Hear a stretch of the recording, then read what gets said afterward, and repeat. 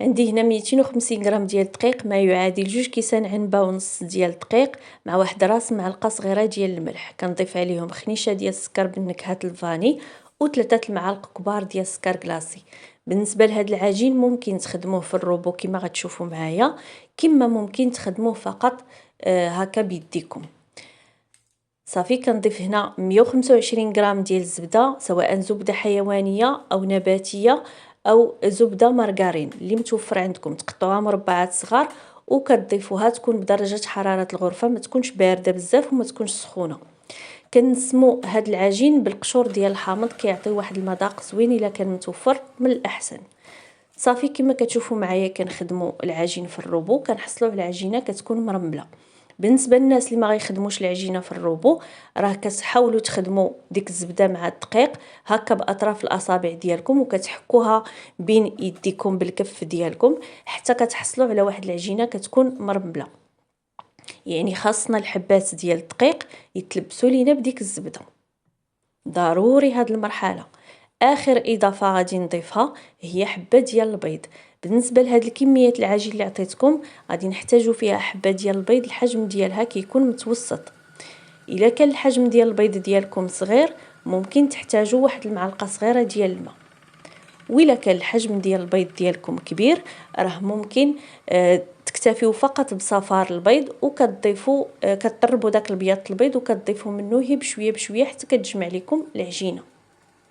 اهم شيء في هاد العجينه ما خاصناش ندلكوها نهائيا بالكف ديالنا، فقط كنرملوا العجينه كنضيفوا البيض وكنجمعوا العجين باطراف الاصابع. هانتوما كما كتشوفوا معايا عجينه كتكون رطبه. بالنسبه لهاد العجين هي عجينه ديال الصابلي، كتكون عجينه رطبه، القوام ديالها رطب، ما كتلصقش باليدين نهائيا. فقط ما تدلكوهاش البنات، نصيحه ما تدلكوش العجينه نهائيا. كنبسط شويه العجين هكا كما شفتوا معايا باش كيسهل عليا ملي كنخرجوا من الثلاجه نطلقوا بكل سهوله. كنحاولوا هكا نبسطوه في شي بلاستيك غذائي وكندخلوه المجمد. انا غادي نخليه فقط واحد 5 حتى 6 دقائق في المجمد ونخرجه مباشره نخدم به. بالنسبه للناس اللي بغات تحضر هكا كميه كثيره اولا بغات تحضر هاد العجين تحضير مسبق، ممكن تحضروها وديروها في الثلاجه حتى الوقت اللي تبغيوها وتجبدوها تخدموا بها. واللي بغات تحضر كميه كبيره كديروها تعجنوها وتقسموها هكا في بلاستيكات وديروها في المجمد قد ما بغيتوها كتجبدوها تخدموا بها. هنا بالنسبه للحشوه اللي غادي نستعمل، غادي ندير التفاح لان كيجي رائع جدا. ممكن تعمروه بالكريمه، ممكن تعمروه باي حاجه بغيتو. انا غادي نعمر بالتفاح. عندي 2 حبات ديال التفاح بحجم كبير، ممكن نتوما تقشروه، انا خليته بالقشره ديالو. كنقطعوه سواء في الروبو بحال هكا شرائح اللي كتكون رقيقه بزاف البنات، ضروري باش كيطيب لينا بسهوله في الفران ملي كنعمروا به العجينه. يعني حاولوا تقطعوه هكا بالموس يكون هكا شرائح اللي كتكون رقيقه. كنديروا عليه واحد العصره هكا شويه ديال الحامض، كنعصر عليه شويه الحامض وكنحاول نلبسو بهذاك الحامض باش ما يتاكسدش ليا هكا ويكحل ليا التفاح. صافي غادي نخليه جانبا. وهنا كنجبد العجينه كما قلت لكم. هاد لاطارت راه سريعه ودغيا دغيا كتوجد، وممكن تعمروها بحشوات اللي مختلفه. يعني ممكن تعمروها بالكريم باتيسير، ممكن تعمروها بالعجينه ديال اللوز، كيبقى لكم الاختيار. مهم انا كتعجبني بالتفاح كتجي رائعه رائعه جدا، وهاد العجينه كتجي هشيشه في الاكل ديالها. كما شفتوا معايا رشيت شويه ديال الدقيق فوق الورق ديال الطهي. ضروري الا غديروها الطريقه اللي كندير انا، ضروري من الورق ديال الطهي كيسهل عليكم العمليه ودغيا دغيا كتوجد. صافي كما شفتوا معايا طلقت العجين بواحد السمك اللي كيكون نوعا ما رقيق، وهنا كنحاول نعمر واحد الدائره في الوسط اللي القطر ديالها 24 سنتيم البنات. يعني هاد لاطارت هادي راه كتجي بحجم كبير. احسن ما تبقاو ديروا هكا دي تارتوليت اللي كيكونوا انديفيديوال كياخذوا لينا الوقت. من الافضل هكا ديروها بحجم عائلي، خصوصا هكا في رمضان دغيا دغيا كتوجد. يعني تقريبا واحد نص ساعه كتكون هاد لاطارت واجده.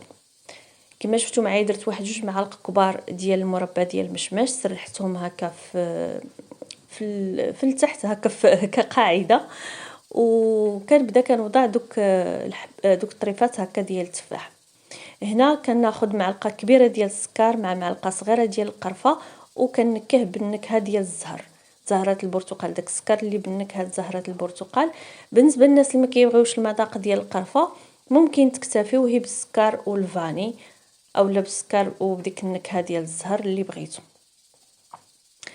بالنسبة لهاد الطريقة اللي كندير طبقة من تفاح وكنرش داك السكر، وطبقة اخرى عاوتاني وغادي نرش داك السكر والقرفة.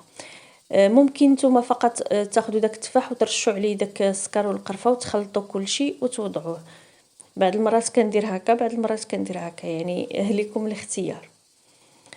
في الاخير كنضيف انايا هذا شويه ديال الشوفان، هو اللي كان متوفر عندي. ممكن ديروا اللوز افيلي، انا بغيت نخلي لكم يعني الوصفه كتجي اقتصاديه وكتجي زوينه بزاف، كما ممكن تستغناو نهائيا على هاد الخطوه هذه، يعني ماشي ضروريه في الوصفه.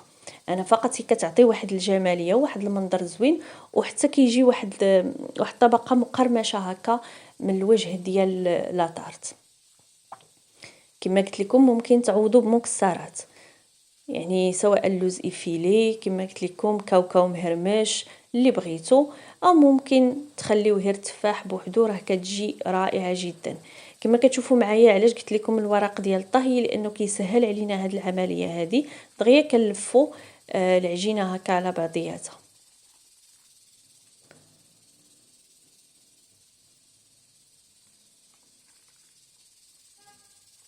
صافي هنايا غادي ندهن ليها الجوانب ديالها بشويه ديال الكريمه.